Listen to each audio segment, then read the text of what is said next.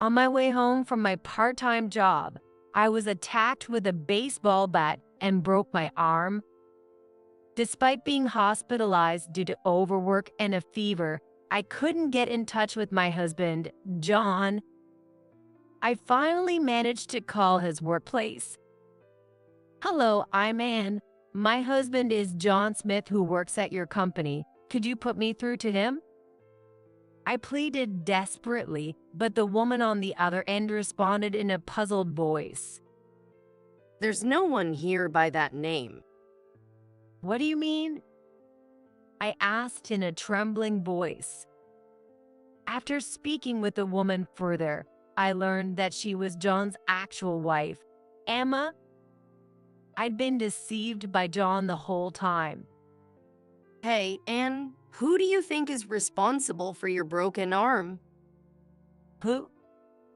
I don't think it's directly this person's fault. I have an idea. Could you hold off on telling the cops about this person and leave things to me for a bit? I decided to trust Emma's words. "My name is Ann Smith, and I'm 27 years old. I've been a part-time homemaker for 5 years. My husband, John, is 37, 10 years older and very reliable. John is a lawyer, which makes his job so busy that he often doesn't come home. I married John right after I graduated from college at 22. My parents were against my marrying him since I'd been dating him throughout college. They told me I was too young, that I should gain some professional experience, and that I was being deceived by a man 10 years older. Shocked by their words, I ran straight to John. He welcomed me into his apartment, and we married soon after. We didn't even have a wedding ceremony. John assured me we'd have one eventually, so we haven't even taken any photos yet. I've been working part-time while waiting for John at our place. John is really busy. Hey, do you have a lot of overnight business trips?" I feel like I've been asking him this since we got married. Yes, I do. Being a lawyer is really hectic. You're young and naive, so you might not understand. But when clients are far away, I often have to travel. John often told me stories about clients who rely on him even from far away. Naively, I just believed him. I'm not one to overthink things. So when I liked John, I was all in. His line of work is something I'd never be involved with, so I just listened in amazement. Lately, though, there are more days when he doesn't come home, which probably means he's a competent lawyer, but I can't help feeling lonely. I'm the type who wants to be near someone I care about. I was always with friends back in college, joining clubs and parties. I sometimes reminisce about those fun times. Being an only child, my parents showered me with love, which made it even harder to ignore their objections and marry John. So now that I'm feeling lonely, I can't bring myself to ask my parents for help. To distract myself, I often volunteered for extra shifts and overtime to keep my time alone to a minimum. "Hey, are you not coming home again today?" Sometimes I can't bear it and call John. You know I've got work. Stop being selfish. He replied like that. Unable to hold it in, I would leave him messages saying how lonely I was, begging him to come home early, and asking when he'd be back so I could cook his favorite meal. Stop that. It interferes with my work. That's what he'd respond with. Is this just how guys are? Lately, John only comes home once a week. No, maybe every 2 weeks. I'm incredibly lonely. When I finally return home from my part-time job, I do the household chores with my exhausted body and then sleep. This has been my routine for some time now. What happened to John? He wasn't this busy back when we were dating. I wish he would be by my side more. But no matter how much I long for it, if John rejects my calls and messages, I have no choice but to bear it. Unless something really urgent happens. Then one day, I was working overtime as usual and got home late. Our apartment is about a 10-minute walk from the nearest station. It's in a residential area, but some streetlights are missing here and there, which can be a bit scary. In places where houses have been demolished, leaving for sale signs, it's like darkness and frightening. A sense of dread about what might suddenly appear wells up inside me. That's why, when I approach those areas, I always jog a little. I'm even thinking about buying a bicycle. You never know when something might happen. And on this day, that something did happen. When I checked the time leaving the station, it was already past 10 p.m. I was particularly tired that day. I work in the office of a factory, but sometimes when things get busy, I help out in the warehouse. When that happens, it's often physically demanding.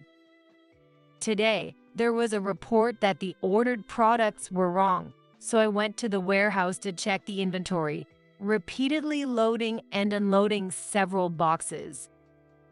I was also running around everywhere, coordinating with people out in the field. As a result, my feet and body were completely exhausted. I found myself dragging my heavy feet. That's when I sensed something. I felt a presence behind me. When I stopped, someone stopped. When I started walking, someone moved too. After repeating this a few times, I realized I was being followed. I have to escape. But my legs were too heavy and wouldn't move well. I tried to run, but my fatigued legs wouldn't carry me forward properly. Noticing my movements, the person following me ran toward me. Startled, I turned around. A small figure was raising something at me. I'm going to get hit. I instinctively protected my head with my left arm. Bang! A massive shock and pain shot through my elbow. I looked to see a bat striking my arm forcefully. I lost my balance and fell. My bag fell with me. The person tried to hit me again. What should I do? I can't afford to get hit repeatedly with something like this.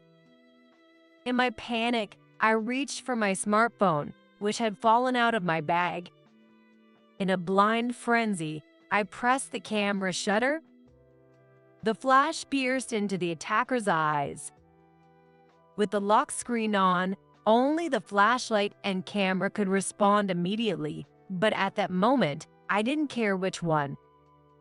I was desperate to blind the attacker for just a moment, frantically pressing my finger on the button. That's when I realized the person was a woman. No, I had a hunch. As she approached, a faint scent wafted over. It seemed to be her shampoo mixed with a familiar smell. The same scent as John. I muttered almost unconsciously. She threw down her bat and quickly ran away. The bat clanged as it rolled away. I stayed crouched there for a while, unable to move. Not only that, but my arm, which she hit, hurt terribly. Realizing this was serious, I fiddled with my phone and called the police in a shaky voice. I sat slumped on the ground until a police car and ambulance arrived. The police must have assessed the situation because they called for an ambulance as well.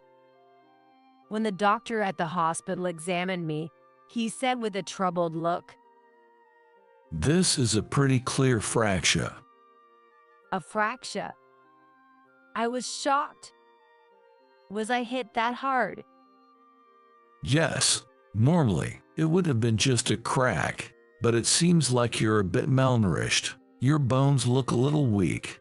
Make sure to get enough calcium and sunlight. The pain gradually got worse, so I got a shot of painkillers. Well, is it still okay to go to work? I'm in administration. If we cast and immobilize it, you should be fine. However, you likely develop a fever, so would you like to stay overnight? Please. I decided to stay in the hospital. Given the time, I was honestly scared to go home alone. The next morning, I explained the situation to my company and requested 3 days off. Oh my God, you've really been through it. If you're hospitalized for that, it's understandable. Take care. My boss was surprised, but after I explained what had happened and my condition, he graciously approved my sudden time off. However, perhaps due to accumulated fatigue, the fever that had come on didn't go down easily, and I ended up staying in the hospital for 4 days. I managed to inform John by phone. Attacked on the way home and hit. I'd love to come right over, but I'm swamped at work right now. You'll have to manage alone. John snapped impatiently.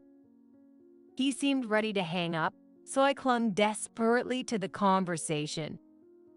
So when are you coming back? At least tell me that. Don't be ridiculous. I won't know until this is solved. Anyway, I'm really busy now. I'm hanging up. Don't keep messaging me. The call ended before I could say anything more. Lying in my hospital bed, sweating with a rising fever, I kept wondering why John was so busy. When my fever started to go down, I finally decided to contact the law firm where John worked. My altered condition must have driven me to such an idea. Even though my fever had subsided somewhat, I was still feeling the effects. But I didn't know the firm's phone number. So I searched for the name of the firm I heard about while we were dating and managed to find it. When I called, I heard a woman's voice. Hello? Thank you for calling Smith Law Firm.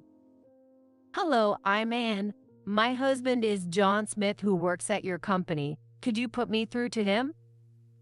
I asked desperately, but the woman on the phone replied with a puzzled tone. I'm sorry. There is no such person. What? What do you mean? I continued, my voice trembling. I'm talking about John Smith. I'm his wife, Anne. The woman on the other end of the phone said in a somewhat low voice. Let's talk later. I'm Emma Smith. Could you please give me your phone number so I can call you back? It struck me as curious that she also had the Smith surname, but her calm voice made me respond without hesitation. And then 15 minutes later, she called me again. Hello, you said your name is Anne Smith. Yes, I'm John Smith's wife. Excuse me, but what's the name on your driver's license? Amy abruptly interrupted. The name on my driver's license. Yes, please tell me the name on license you have. Puzzled, I took out my license that I had just used recently. It's Ann Williams. Oh, I see. Emma sighed deeply. Anne, listen carefully, okay? Like I said earlier, I'm Emma Smith, John Smith's wife. I'm his real wife. What do you mean? I reflexively asked, forgetting what she had said earlier. Calm down, Anne. First, I'd like to hear why you went out of your way to call this place. What exactly happened? Oh, I'm sorry. 2 nights ago, on my way home from work, I was attacked by a stranger with a bat and broke my arm. A stranger. I heard her gasp on the other end. I've got a fever now, so I'm in the hospital. I'm sorry. I think your husband and mine just have the same name. I'm really sorry for causing this confusion. No, it's okay. But is your arm going to be all right? My doctor said I'll be fine if it's immobilized for a while. But I'm in the hospital because I have a fever from the injury and some exhaustion. Emma didn't interrupt and calmly responded to everything I said. Oh, no? The exhaustion must have caught up with you. But listen, and that name on your driver's license, Ann Williams, that's your real name. What? I reflexively asked back. I didn't understand what Emma was saying. Hey, Ann, I'd like to talk with you after you get out of the hospital. I'd also like to look into some things, so let's meet on your day off. My number should show up on your phone. This is my personal number, so call me if anything comes up. Emma said this before hanging up. I couldn't comprehend what I had just been told. Driver's license. What does that mean? After graduating college and getting married, John said I could continue using this name, so I just went along with it. But then why? A week later, I met Emma at the hospital while getting a checkup. I had unexpectedly gotten some time off.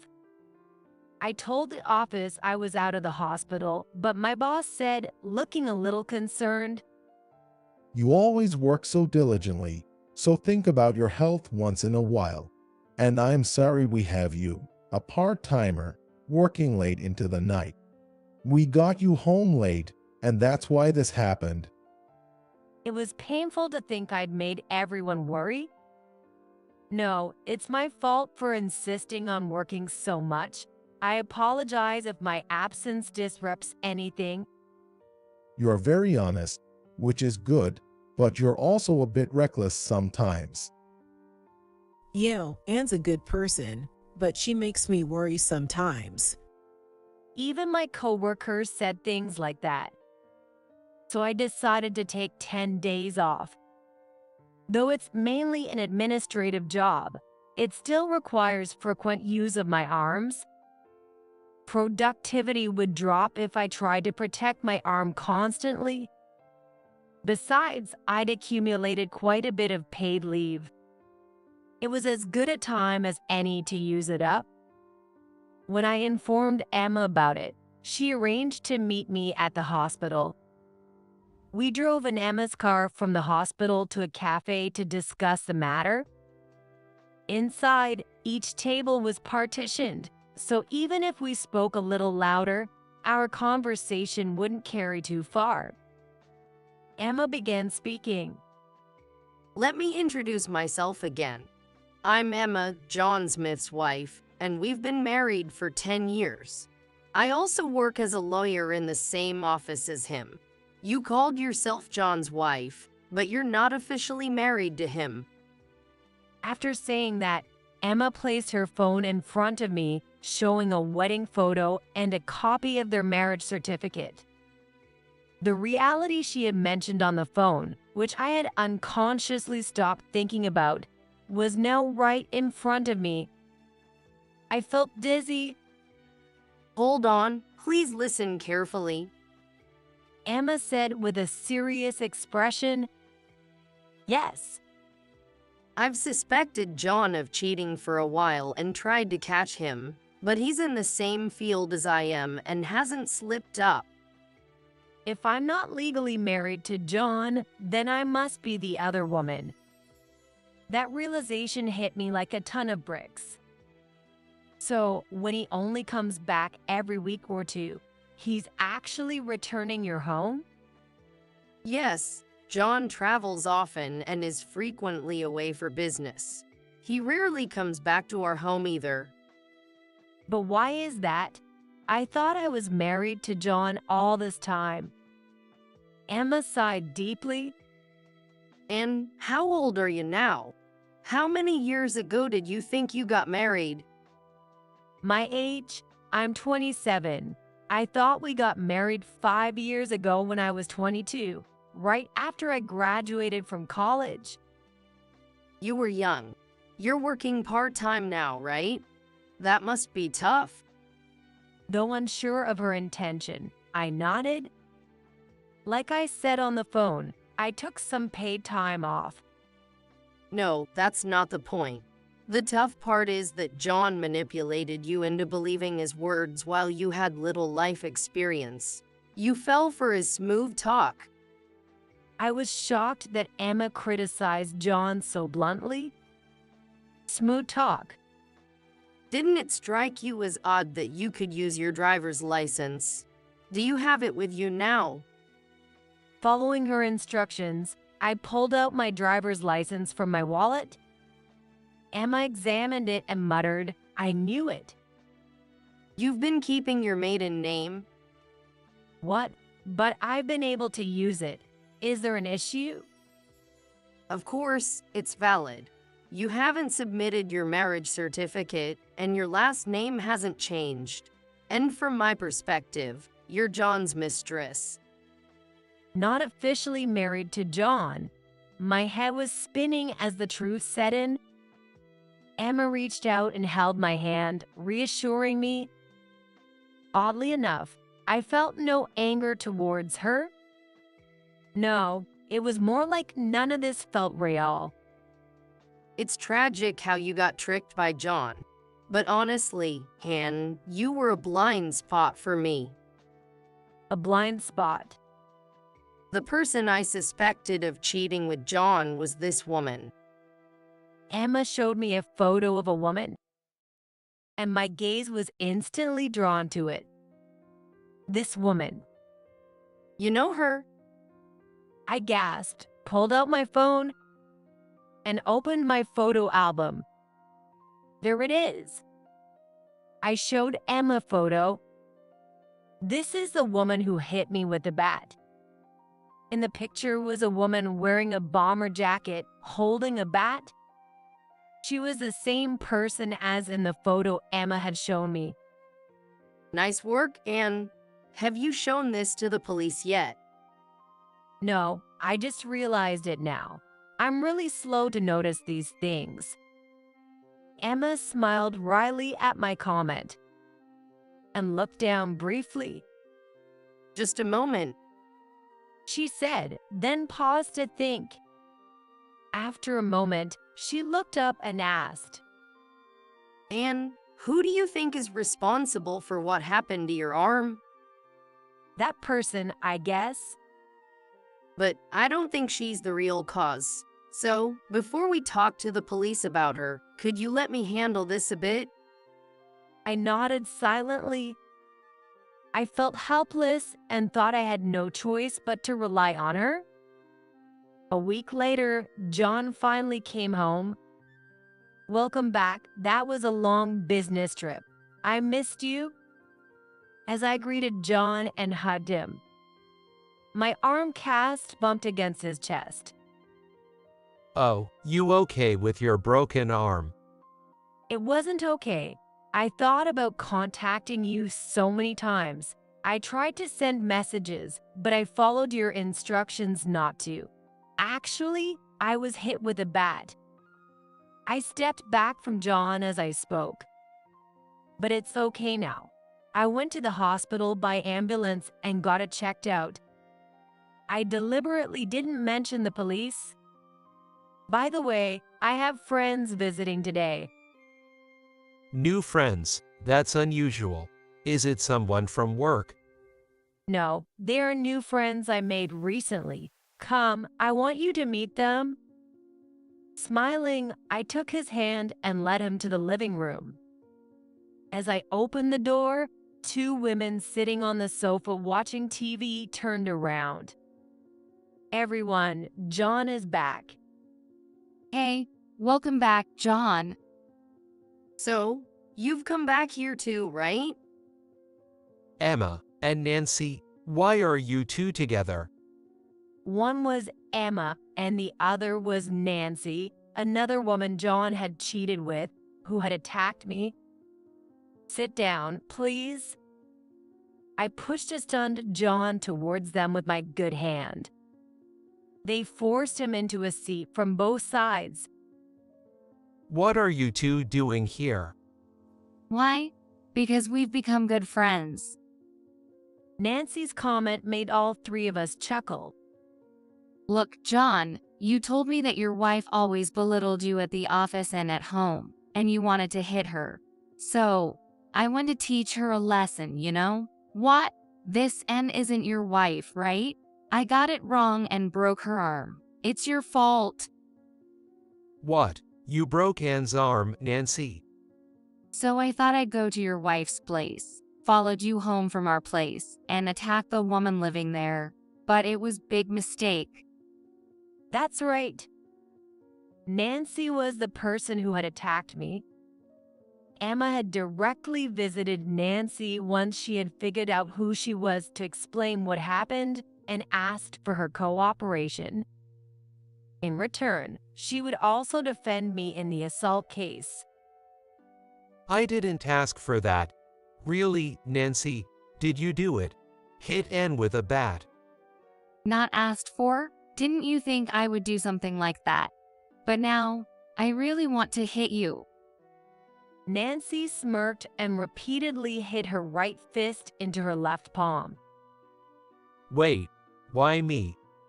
Are you stupid? Even if I'm a mess, you think I'd cling to a guy who was seeing three of us? I can't believe I fell for such a guy. Makes me feel so stupid. Nancy spoke candidly to John, and then I thought to myself, I was really a fool too. I was simply someone John kept around, yet I convinced myself I was his wife, believing only his words that he had filed our marriage certificate. Looking back, I had only signed it. I had left the filing to him. Why hadn't John suggested we file it together? It was obvious. He couldn't file it, and that's why we didn't go together. I ignored reality, preferring to hold on to the dream of being married to him. I didn't care that I didn't have a marriage certificate. But this is... We don't care about your excuses. Emma's firm voice cut through as John stood trembling, facing an increasingly agitated Nancy. With Anne's discovery, we now have all the evidence of your infidelity. I've already told my father everything. My father-in-law. John's face turned pale. The man was clearly significant in his life. Yes, I presented all the evidence to my father, who had mistakenly trusted you and taken you as his son-in-law. He transferred the rights of the firm to me. So, as the new CEO, here's my first decision.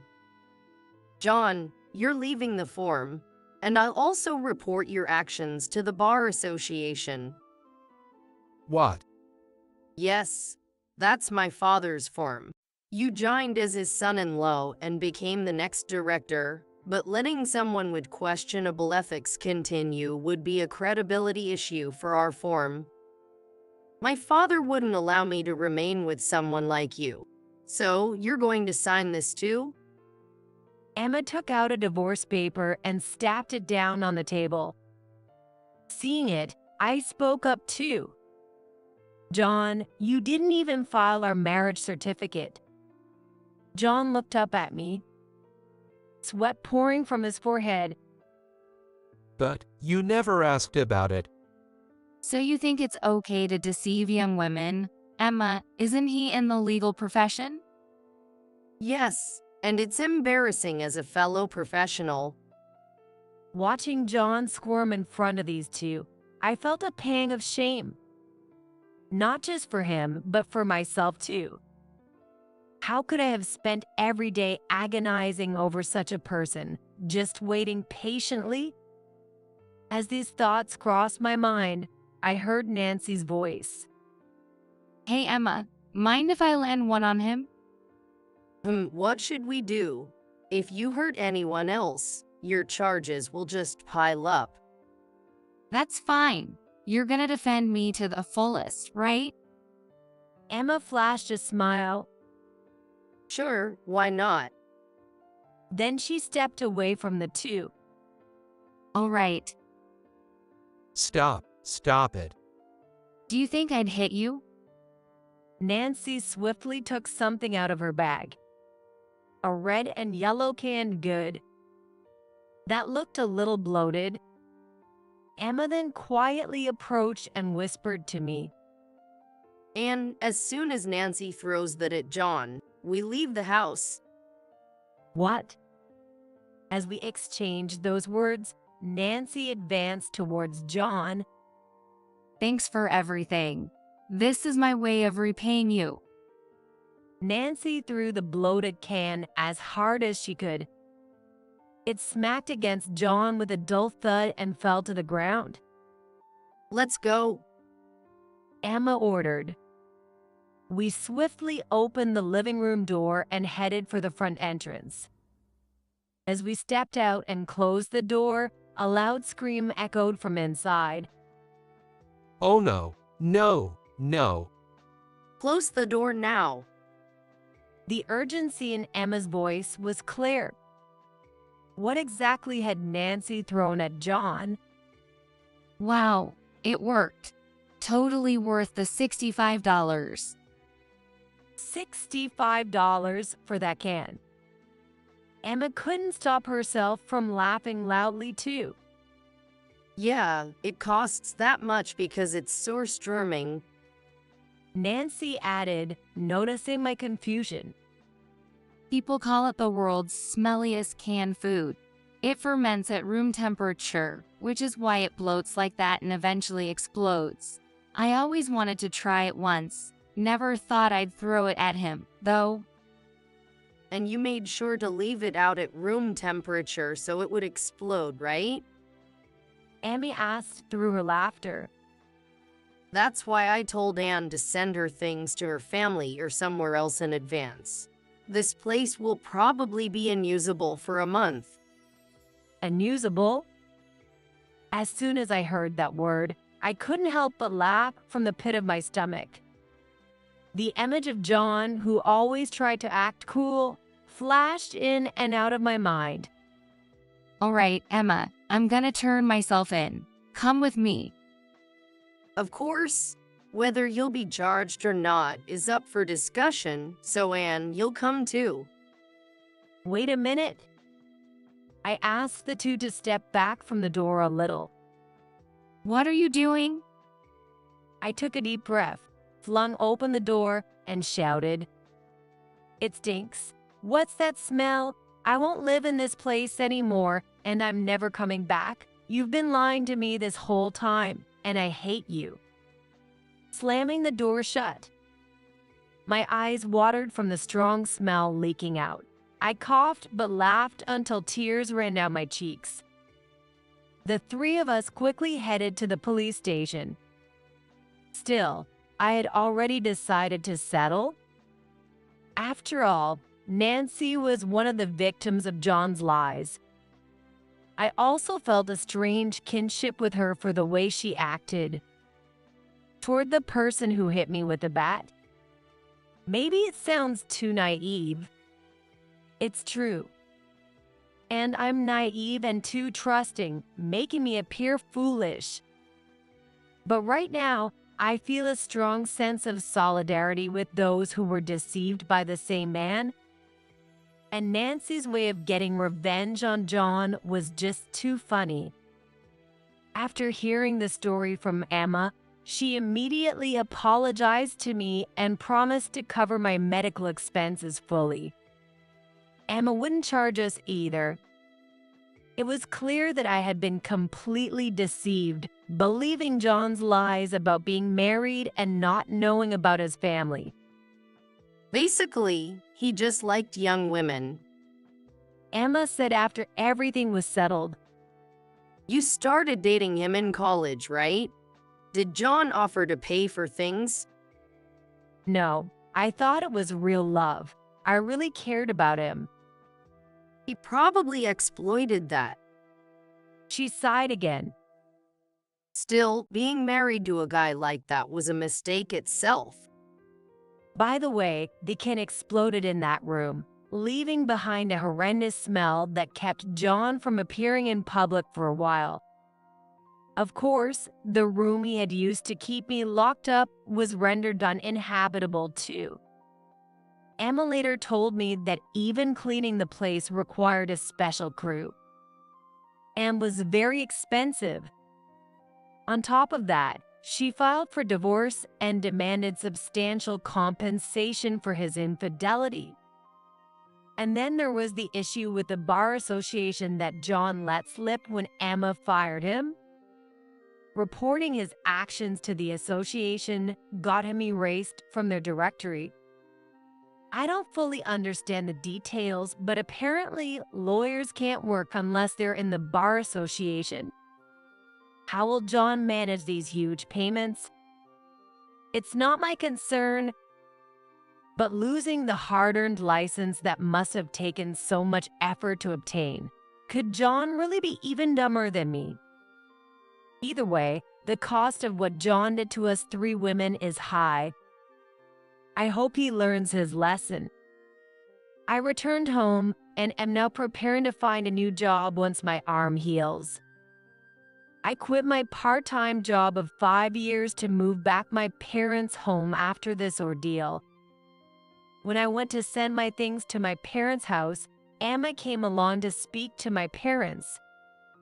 She even connected me with some nearby law firms for potential job opportunities. So, I'm now preparing for job hunting. Incidentally, my parents had a rough idea of where I was and how I was living. All the official documents were delivered to my parents' address. They also received a notice of medical expenses, and my parents seemed to be worried about me. They were relieved to know that I hadn't suffered any major illnesses or injuries and hadn't had any children. In short, my parents were patiently waiting for me to wake up on my own. I really was naive. By the way, Emma, Nancy, and I created an online group to exchange messages. We also plan to celebrate with a dinner together once I find a new job. At that time, we intend to share a good laugh about John's current situation. Although I wasted 5 years of my 20s, I'm now determined to face my own weaknesses and become self-sufficient.